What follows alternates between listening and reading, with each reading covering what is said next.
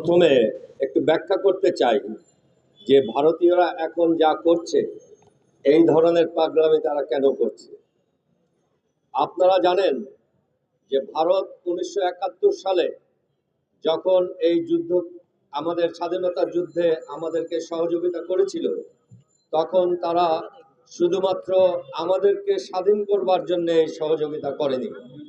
সেই সময়ের যে যৌথ পাকিস্তান ছিল, বর্তমান বাংলাদেশ ছিল পূর্ব পাকিস্তান, আর বর্তমান যে পাকিস্তান পশ্চিমে আছে ওটার নাম ছিল পশ্চিম পাকিস্তান। এই দুই পাকিস্তান ভারতের দুই দিকে থাকার ফলে ভারত সব সময় খুব বিচলিত থাকত। তারা তখন যে প্ল্যান করেছিল 1971 সালে যে যদি পূর্ব পাকিস্তানকে, এখানে যেহেতু বাঙালি আছে এবং অনেক হিন্দু ধর্মীয় লোক আছে, কাজে এটাকে যদি পশ্চিম পাকিস্তান থেকে আলাদা করা যায় তাহলে তাদের একটা ভারতের পূর্ব সীমান্ত সুরক্ষিত হয়। এই একটা স্ট্র্যাটেজিক ধারণার থেকে সেই সময় তারা আমাদেরকে সহযোগিতা করেছিল। কিন্তু আপনারা একই সাথে খেয়াল করবেন, গত বেশ কিছুদিন যাবৎ ভারতের যে বইগুলি লেখা হয়েছে, ভারতের বিভিন্ন সমন্বয়ক বা ঐতিহাসিকরা যে বইগুলি লিখছেন, তারা কখনোই ওই যুদ্ধে আমাদের হাজার হাজার মুক্তিযোদ্ধা যারা অংশগ্রহণ করেছিলেন, প্রাণ বিসর্জন দিয়েছিলেন, তাদের কথা কিছুই লেখেন না। তারা শুধু লেখেন যে ভারত বাংলাদেশকে স্বাধীন করে দিয়েছে। এটা একটা সম্পূর্ণ মিথ্যা অপপ্রচার ভারতীয়রা খুব জেনে বুঝেই করেছে। কেন করছে আমি ব্যাখ্যা করব। একইভাবে দেখেন, জুলাই আগস্টে আমাদের এখানে যে ঘটনা ঘটেছে এবং সেখানে যত প্রাণহানি হয়েছে, আহত হয়েছে, নিহত হয়েছে, ভারতের মুখ থেকে গত 4 মাসে আপনারা ভারতের কোনো নেতা নেত্রী বা কোনো মিডিয়ার থেকে এদের ব্যাপারে একটা কথাও বলতে শুনেননি। শুনেছেন কেউ? কেন ভারত আমাদের যারা বীর, আমাদের যারা এই দেশের শ্রেষ্ঠ সন্তান, আমাদের এই দেশকে রক্ষার জন্য যারা আত্মদান করছে বারে বারে, সেই 71 এবং এই 24-এ, তাদের কথা মুখে আনে না?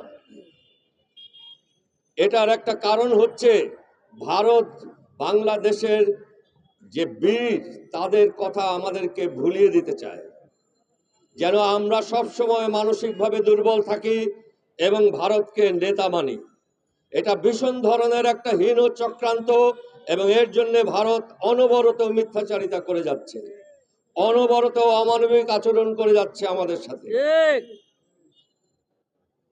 7ই জানুয়ারি 2024 সালে শেখ হাসিনার প্রতারণামূলক নির্বাচনের পরে 21শে জানুয়ারি ওই একই সালে আমরা গণ অধিকার পরিষদ থেকে সিলেটের ছাতক এলাকায় একটা অনুষ্ঠান করতে গিয়ে সেখান থেকে ভারতের এই আচরণ আমাদের প্রতি যা করছে সেটার একটা প্রতিবাদ করার সিদ্ধান্ত নেই এবং সেখান থেকে প্রাথমিকভাবে আমরা ভারতের পণ্য বর্জন আন্দোলন শুরু করি।